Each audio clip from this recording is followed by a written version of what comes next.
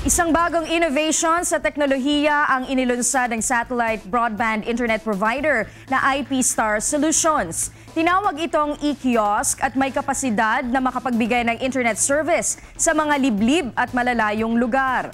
May hataw na balita si Roderick Mendoza. Inilunsad na ng IP Star Solutions ang kanilang bagong innovation sa teknolohiya upang makapagbigay ng internet service sa malalayo at liblib na mga lugar. Tinawag nila itong e-kiosk, isang portable internet cafe na gumagamit ng satellite para sa internet connections. Ito yung makakapag-provide tayo ng internet o broadband connectivity dun sa lugar dito sa Pilipinas, kahit saan sa Pilipinas, na walang internet. Bukod sa internet cafe, maaaring mag-deploy din ng Wi-Fi connection. May kasama rin itong telepono na maaaring makatawag sa ibang bansa sa pamamagitan ng satellite.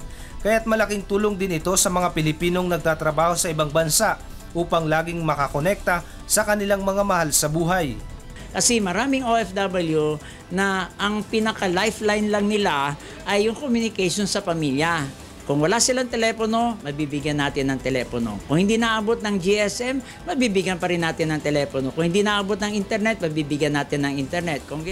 Noong nakaraang 2010 elections, ginamit ng Commission on Elections ang teknolohiya ng IP Star upang maibato ang resulta ng halalan mula sa malalayong lugar. Noong nakaraang election 2010, di ba naging computerized na yung system natin.